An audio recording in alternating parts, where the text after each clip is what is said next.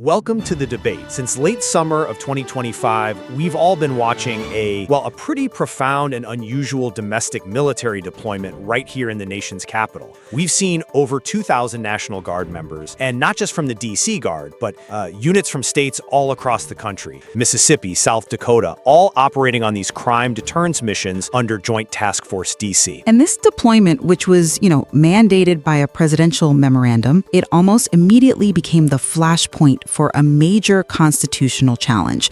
Local officials called it a manufactured intrusion, and while that view was recently given a lot of weight when U.S. District Judge Gia Cobb issued a ruling finding the whole thing likely contrary to law. Exactly. And this isn't just a political disagreement. This really cuts to the core of how federal power can be used domestically. So the central question for us today is this: does the current legal framework for the National Guard, specifically this expansive interpretation of Title 32 and the unique command of the DC Guard, does it represent a necessary modern tool for the federal government to secure the Capitol? Or does it create dangerous legal loopholes that really just undermine the entire constitutional principle of civil-military separation, basically fielding a domestic military police force while sidestepping crucial limits like the Posse Comitatus Act? And I'll be arguing that this is an unacceptable erosion of our constitutional norms and, frankly, local autonomy. I'm going to argue that these mechanisms are in fact necessary tools, that they are perhaps the only viable way the federal government can ensure the safety of the seat of government, where the federal stake is by definition primary. So I want to start by framing this deployment as an essential exercise of federal authority, not an overreach. The presidential memorandum that kicked this off in August, it explicitly defined the mission as a necessary response to, quote, address the epidemic of crime in our nation's capital. We have to recognize the unique executive role here. The president is the commander-in-chief of the DC National Guard. That's right there in the DC Code. So this puts the executive in a role that's analogous to a state governor. I see that point, particularly if you accept the premise of an epidemic. But that framing, it just completely ignores the political context. The DC Council pushed back immediately, arguing that violent crime rates were actually at their lowest point in 30 years because of local efforts. So to them, this emergency felt manufactured, a pretext, really, to justify military involvement where it doesn't belong. That's a fair point on the local view, but even if local stats are improving, the federal government still has an overriding interest in the security of the Capitol. And that's why their reliance on Title 32 is so necessary. Section 502F is a crucial modern tool. It allows Guard units to perform supportive operations or missions when the president asks. It basically acknowledges the Guard's post-9/11 evolution into an operational force. But that modern interpretation that's where the fiction is. It's an attempt to bypass core constitutional protections by relying on a historical relic, federal control over DC, and then twisting what is essentially a funding provision into this sweeping deployment power. Judge Cobb's ruling pointed right to this legal risk, finding the administration exceeded its authority for both the DC Guard and the out-of-state units. The danger is that when you put Guard personnel on presence patrols, they are performing domestic law enforcement, plain and simple, and they're doing it without the right training or constitutional checks. And yet, this mission has been institutionalized,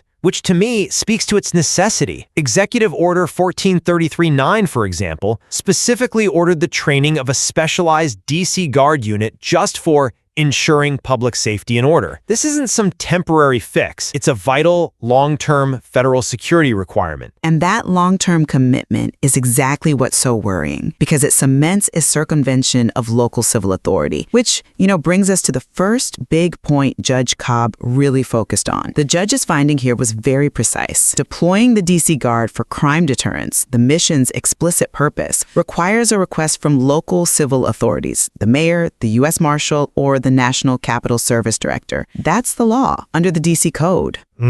And that request never happened. It was absent. So this action fundamentally usurps the power given to the mayor under the Home Rule Act to preserve the public peace. It's a direct federal override. I'm not entirely convinced by that, because it ignores the unique nature of the district. The Home Rule Act is conditional. It explicitly says the DC government has no greater authority over the National Guard than the commissioner had before 1975. The president retains that ultimate authority. And besides, let's not inflate what this mission is. The documents describe it as passive deterrence, national monument security, area beautification, traffic control points. These are support activities, not taking over for MPD. Okay, but even if we accept a narrow definition for the DC Guard's role, the issue of the out-of-state units, the ones from Ohio, Louisiana, that's far more problematic. Judge Cobb specifically found that the DoD had no statutory authority under Title 32 to bring them in. Right. And why? Because there was no state law basis for them to come to the district. If DC were a state, they would need an EMAC declaration, an emergency request from the governor. By forcing this deployment, the administration is making DC subject to the influence of other state governors,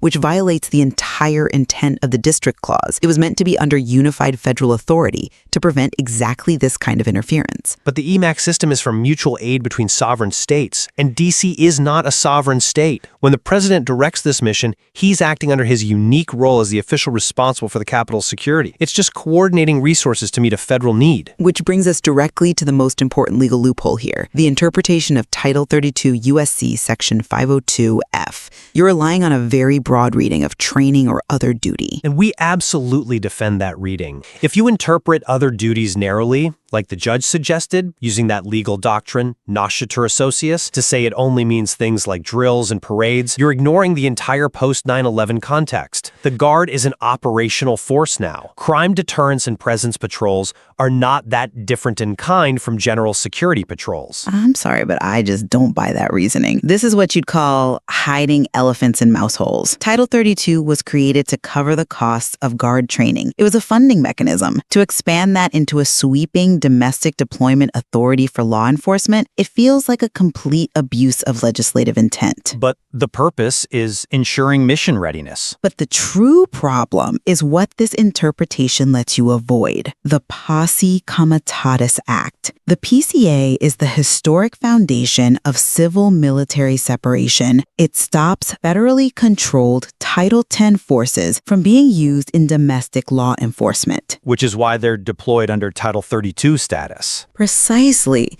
That's the loophole. By operating under Title 32, they remain nominally under state control, even though the mission is federally requested and funded. This complexity creates a legal gray zone that intentionally sidesteps PCA. The administration gets a federally directed mission, soldiers on city streets, without the constitutional constraints. That's the erosion of norms we're talking about. Let's step back from the statutes for a minute and just consider the real world, the human cost of this. We've seen the tragic consequences of placing Guard members who just don't have specialized public safety training into this kind of role. I'm talking about the shooting near the White House on November 27th, where Specialist Sarah Beckstrom, just 20 years old, was killed, and Staff Sergeant Andrew Wolf was critically injured. The tragedy of Specialist Beckstrom's death is a profound loss, undeniable. However, we have to look at the context of that event. The administration classified that attack by Ramanullah Lakhanwal as a targeted attack